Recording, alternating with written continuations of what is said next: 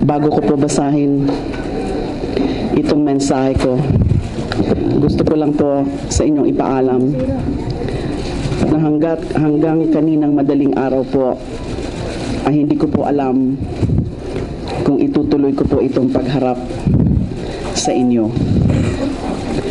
Mula ho kasi kahapon hanggang kanina at kahit na hanggang ngayon, sa sandaling ito, marami pong nagte-text sa akin. Sinasabi yung kanilang suporta. Pero ang iba ho sa kanila, ang sabi po, manahimik ka na lang, huwag mo na lang patulan para hindi na lumala, hindi na humaba. Meron naman po ang ibang nagsasabi na lumaban ka. Pagtanggol mo sarili mo. Hindi po ako lalaban. Hindi ko po kayang labanan ang Pangulo. Unang-una, hindi ko nga ho alam kung anong kasalanan ko sa kanya.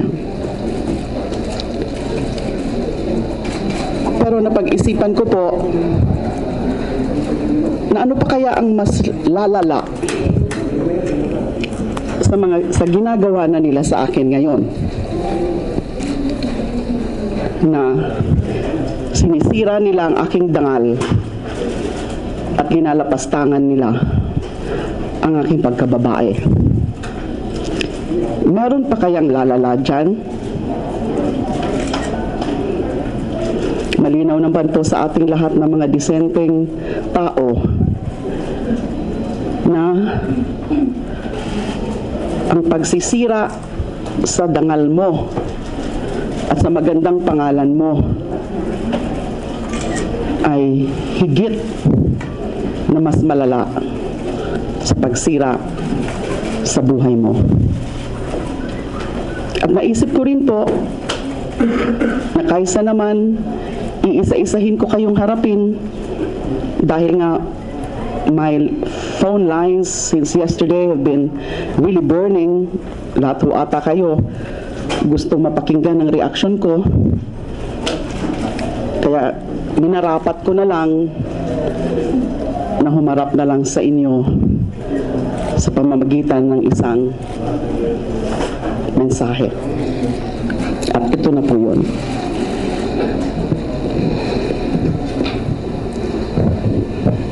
Words cannot express what I'm feeling right now. I guess no one can, because no one has ever been attacked in such a manner by no less than the highest official of the land until now. How does one defend oneself when the attacker is immune from suit and has all the backing of executive power to support him in his personal attack? This is no less than abuse and misuse of executive power. I don't think the Constitution has ever contemplated such abuse of power on such scale, as it assumes every president to conduct himself in a manner befitting the office he holds. It seems that this is not the case for this president. If this is his way of stopping the Senate's investigation on the extrajudicial killings, he can try until he finally silences me or the Senate. But I think it is already clear that what is being done to me is what will happen to anyone who does not bow to the wishes of the president. If stopping the Senate investigation is the only way for these personal attacks by the president and his men to also stop, believe me, I have already thought about that. Tao lamang din po ako na nasasaktan, natatakot, at nag-aalala rin para sa aking pamilya at mga mahal sa buhay.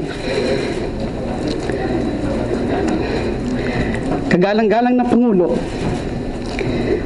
Your Excellency, Nais ko na rin po na itigil na ang investigasyon sa mga summary executions kung yon ang gusto nyo para lamang matigil ang mga personal na atake sa akin. Sumagi na rin po sa isipan ko na itigil ang investigasyon kapalit ng katahimikan sa aking buhay. Pero kapag ginawa ko po ito, ay parang tinalikuran ko na rin ang sarili kong pagkatao at itinatwa ang sarili kong mga paninindigan at paniniwala. Hindi na po ako ang tatayong kinatawan ng bayan sa Senado. Isang huwad na anyo ko na lamang ang tatayo dito. Para ko na rin pong dinaon ang aking sariling pagkatao. Mas nanaisin ko na kayo at inyong gobyerno ang magbaon sa akin kaysa ako ang magbaon sa aking sarili. Alam ko pong may mga kaso kayong hinahanda laban sa akin. Hihintayin ko na lamang na isampa ninyo ang mga reklamo at sa tamang panahon ko na po sasagutin kung bibigyan ako ng pagkakataon ng inyong gobyerno na ipaliwanag ang aking sarili at ibigay ang aking panig. Matagal na po akong nakakatanggap ng mga impormasyon tungkol sa pag-imbento ng mga ebidensya laban sa akin at mga babala na sisiraan ako kung hindi ako tumigil sa tingin niyong pagbatikos at pagpuna sa inyong pamamalakad. Hindi ko na lang pinansin ang mga ito. Buong akala ko hindi kayo mismo ang magiging biktima ng sarili ninyong propaganda at social media operations. Sana po ay hindi pa sarado ang inyong isip na pakinggan muna ang aking panig bago ninyo ipagpatuloy ang paninira sa aking pagkatao sa harap ng publiko at taong bayan.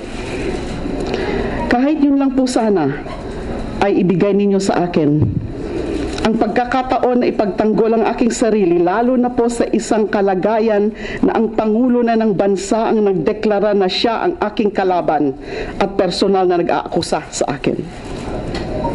Pangulo po kayo. Senador lamang po ako. Patas na laban lamang po ang aking hinihingi. Sana ay ibigay ninyo sa akin ang ibinigay na rin naman ng batas at konstitusyon sa kahit na kaninong naaakusahan sa ilalim ng ating sistemang panglegal. Kung ang pag-atake sa akin ay gagawin sa pamamagitan ng pag-atake rin sa mga dati kong kasama sa trabaho o maging sa aking sariling pamilya, sana ay huwag na ninyo silang idamay. If you are bent in destroying me, Mr. President, please have the decency to spare my colleagues, friends, and family. Wala po silang kasalanan sa inyo. Sa kabila nito, makakaasa po kayo na magiging patas at makatwiran ang aming gagawing investigasyon sa mga nagaganap na mga pagpatay sa inyong giyera laban sa droga. Nanaisin namin na ang kakahantungan nito ay ang pagsisiwalat ng katotohanan sa mga nagaganap na karahasan at pagkitil ng buhay mula nang naumpisahan ang inyong laban sa droga. Sisiguraduhin namin na ang magiging resulta nito ay pagpapalakas ng batas para sa pagsugpo ng kriminalidad na hindi na isasantabi ang karapatang pantao ng mga napaghihinalaan man o ng mga inosente nating kababayan. Tama na po ang pananakot at panghihiya. Bumalik na po tayo sa kaayusan na dulot ng pag-iiral ng batas at simpleng respeto sa kapwa-tao. I have always been loyal to my oath as a public servant. I am not the enemy here. Stop portraying me as one. I ask the nation to continue praying with me, for the President, and for the country. Maraming salamat po.